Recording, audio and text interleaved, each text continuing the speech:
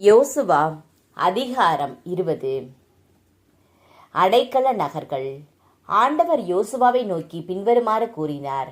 Israel மக்களிடம் அவர்களுக்கு மோசே வழியாக கூறியபடி அடைக்கல நகர்களை உங்களுக்கென தேர்ந்து கொள்ளுங்கள் என்று கூறுவாய்.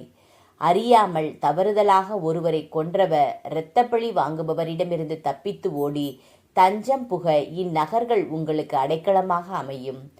கொலையாளி இந்நகர்களில் ஒன்றினுள் ஓடி நுழைவாயிலில் நின்று அந்நகர் பெரியவர்களின் காதில் படும்படியாக தம் நிலைமையை எடுத்துரைப்பார். அவர்கள் அவரை தங்கள் நகருக்குள் அழைத்துச் சென்று தங்களுடன் தங்கியிருப்பதற்கு ஓர் இடம் கொடுப்பார். இரத்தப்பழி வாங்குபவர் துரத்தி வந்தால் கொலையாளியை அவர் கையில் ஒப்படைக்க மாட்டார்கள்.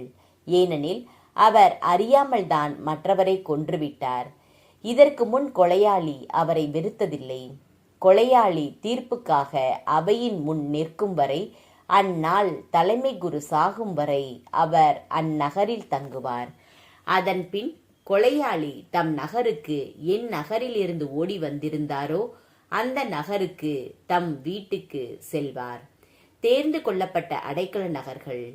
நப்தலி மலைநாட்டில் கலிலேயாவில் கெதேசு, எப்ராயிம் மலைநாட்டில் செக்கேம், யூதா மலைநாட்டில் எபிரோன் எனப்படும் கிரியத்து அர்பா, யோர்தானுக்கு அப்பால் எரிகோவுக்கு கிழக்காக ரூபனின் குலத்திற்குரிய பாலைநில சமவெளியில் பெட்சேர், காத்து குலத்திற்குரிய கிளையாதில் ராமோத்து, மனாசேயின் குலத்திற்குரிய பாசானில் கோலான், இஸ்ரேலர் அனைவருக்கும் அவர்கள் நடுவில் வாழும் வேற்றினத்தாருக்கும் மேற்குறிப்பிட்டவை அடைக்கல நகர்களாக விளங்கின.